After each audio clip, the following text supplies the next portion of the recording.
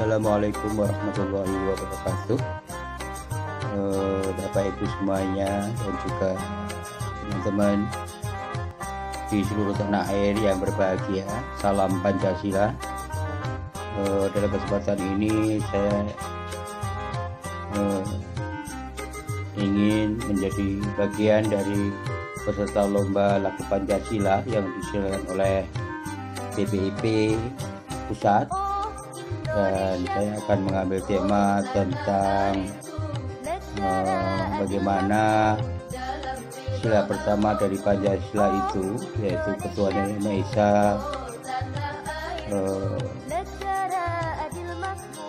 nilai-nilainya diimplementasikan, diwujudkan dalam kehidupan sehari-hari di masyarakat, terutama masyarakat Indonesia yang memiliki keragaman agama dan budaya yang sebenarnya sangat unik dan menarik bila kita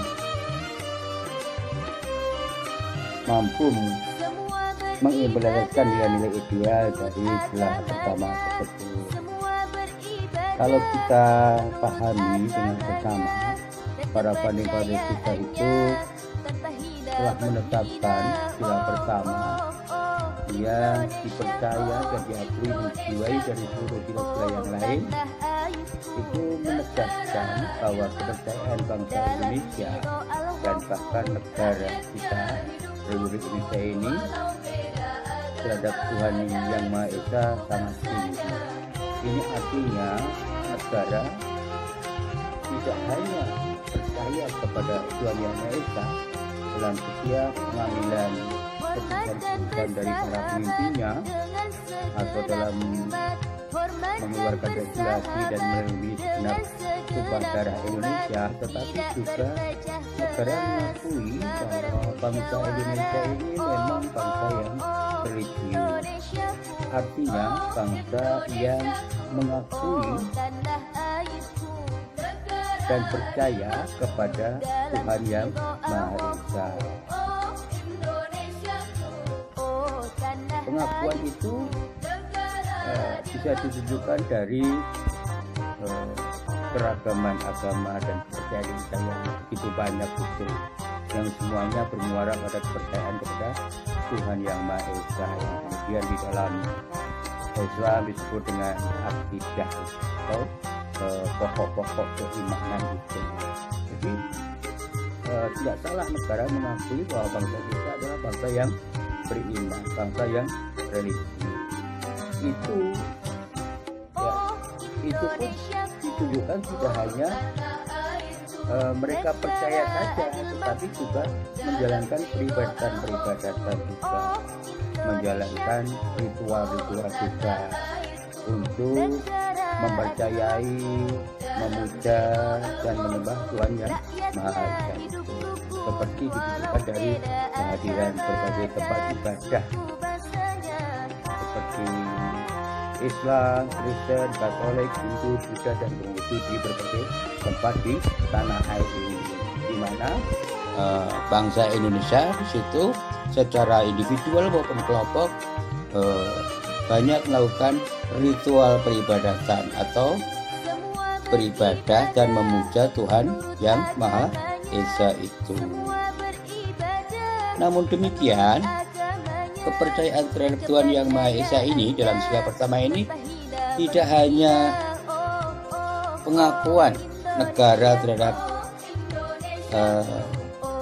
rakyatnya, bangsanya yang memang mempercayai Tuhan Yang Maha Esa sejak zaman dulu kala, sejak nenek moyang kita di Nusantara ini, tetapi juga negara mendorong dan menghidupkan kembali bahwa bangsa Indonesia ini adalah bangsa yang selalu hidup rukun, ya, hidup berdampingan walaupun berbeda agama, ya.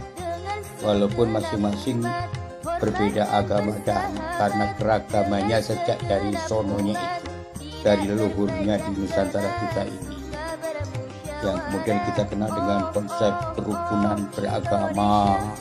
Jadi secara sosiologis, secara sosial, Jadi tadi secara teologis, sekarang secara sosial, kita memang bangsa Indonesia ini adalah bangsa yang rukun, yang selalu hidup berdampingan walaupun berbeda agama, bahkan berbeda sukunya itu.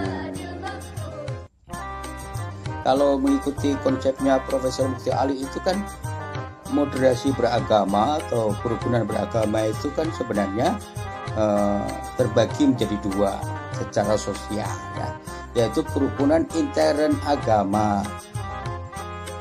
Lalu yang kemudian yang kedua kerukunan ekstern agama.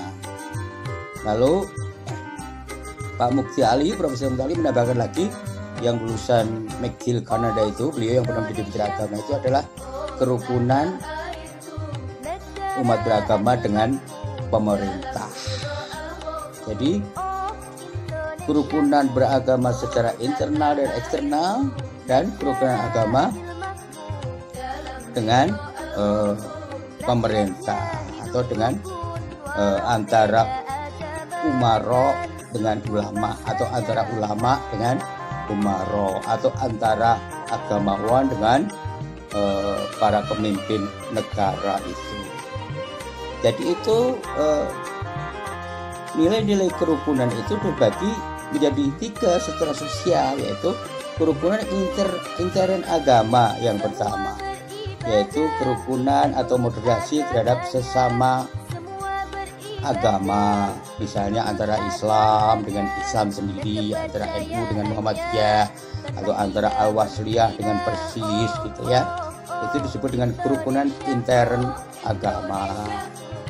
Dan nyatanya memang di Indonesia ini walaupun berbeda-beda organisasi keislamannya, mereka bisa hidup berdampingan, bahkan hidup rukun itu kalau kita lihat dalam kehidupan masyarakat sehari-hari.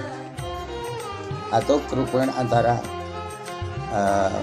Kristen, ya, antara gereja Jawa dengan gereja Batak, atau antara gereja Ambon dengan gereja Papua, atau antara gereja Bali dengan gereja di Manado, Minahasa sana, atau antara gereja di Kalimantan sana dengan gereja di Sunda, itu dalam intern kekristenan misalnya. Begitu juga dengan Katolik gitu ya, antara Keuskupan Agung di Jakarta di bawah Koordinasi Katolik di sana dengan Keuskupan Agung di Semarang, itu intern agama antara Katolik dengan Katolik, terutama masyarakatnya itu. Atau di Hindu ya, antara Hindu Bali dengan Hindu Tengger di Jawa Timur itu ya, atau di Hindu di Bali itu sendiri yang terbagi dalam berbagai kelompok keagamaan Hindu itu sendiri. Itu juga nyatanya sehari-hari mereka lebih banyak hidup rukun secara internal. Lalu yang kedua kerukunan eksternal ya, kerukunan antar umat beragama, antara Kristen dengan Islam ya, antara Katolik dengan Protestan, antara Hindu dengan Islam, antara Konghucu dengan Buddha, atau antara Buddha dengan Islam, atau Buddha dengan Hindu dan sebagainya. Itu yang ditujukan secara sosiologis di dalam kehidupan masyarakat memang nampak nyata. Bahkan teman-teman ini kalau mereka dengan agama berbeda ini ketika menjadi pemimpin negara, mereka bisa bekerja sama membangun negara ini. Yang ketiga adalah kerukunan umat beragama dengan pemerintah ya. Jadi moderasi itu tidak hanya intern agama, ekstern agama, tapi juga antara umat beragama dengan pemerintah. Tentu yang dimaksud ini pemerintah dengan umat beragama, agamawan bisa menjalankan fungsinya masing-masing. Agamawan memberikan masukan ya kepada pemerintah untuk membangun negara dan bangsa ini sesuai dengan semangat sila pertama, bahkan keseluruhan sila-sila itu. Pemerintah juga melindungi umat beragama ini agar selalu bisa menjalankan ibadahnya, kepercayaannya dengan baik gitu.